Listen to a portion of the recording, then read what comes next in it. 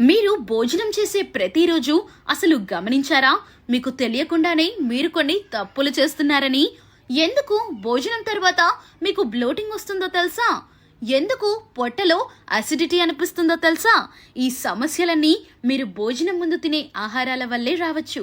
విచిత్రంగా మీరు ఆరోగ్యకరమని అనుకునే ఆహారాలు, ఫ్రూట్స్, సలాడ్లు, యోగర్ట్, టీ, కాఫీ ఇవే మీ జీర్ణక్రియను కష్టపెడుతున్నాయంటే నమ్మగలరా?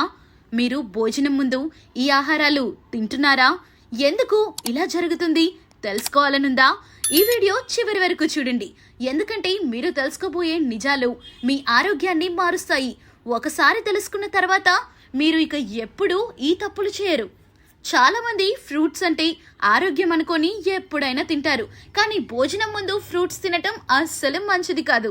ఎందుకంటే ఫ్రూట్స్లో ఉండే ఫైబర్ మరియు ఫ్రక్టోస్ భోజనం చేసిన తరువాత తీసుకునే ఆహారంతో మిక్స్ కావటం గ్యాస్, బ్లోటింగ్, ఫర్మెంటేషన్ లాంటి సమస్యలు వస్తాయి. కాబట్టి ఫ్రూట్స్ భోజనం తర్వాత కనీసం 2 గంటల గ్యాప్ ఇచ్చి తినటం మంచిది. పలు దేశాల్లో భోజనం ముందు కాఫీ, టీ తాగటం అలవాటు. కానీ అది శరీరానికి అస్సలు మంచిది కాదు. టానిన్స్, కెఫీన్స్, యాసిడ్ లీడింగ్ వల్ల జీర్ణక్రియ తక్కువ అవుతుంది. ముఖ్యంగా రక్తహీనత, అనీమియా ఉన్నవారికి భోజనం ముందు టీ తాగటం రక్తంలో ఐరన్ సరిగ్గా అబ్జార్బ్ చేయలేకపోతుంది. భోజనం తర్వాత 1 నుంచి 2 గంటల తర్వాత టీ, కాఫీలు తాగటం వల్ల ఎలాంటి ప్రాబ్లం ఉండదు. సలాడ్లు ఆరోగ్యానికి చాలా మంచిది కదా అనుకుంటాం. కానీ కేవలం సలాడ్ భోజనం ముందు తినటం జీర్ణక్రియకు ఇబ్బందిని కలిగిస్తుంది. ఫైబర్ అధికంగా ఉండటంతో బ్లోటింగ్, ఫుల్నెస్ వస్తుంది. దీనివల్ల రోజు తినాల్సిన మెయిన్ భోజనం తినలేరు.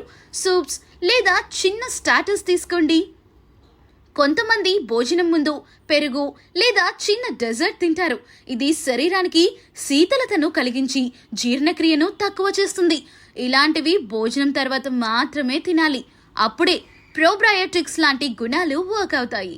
భోజనం ముందు చల్లటి పానీయాలు, గ్యాస్ డ్రింక్స్ తాగటం జీర్ణక్రియను నెమ్మది చేస్తుంది. పొట్టలో గ్యాస్ కూరుకుపోతుంది. ఇది కేవలం బ్లోటింగ్ మాత్రమే కాదు, అసిడిటీ, రీఫ్లక్స్ కూడా కలిగిస్తుంది. చిన్న మార్పులు కూడా పెద్ద ఆరోగ్య లాభాలను ఇస్తాయి.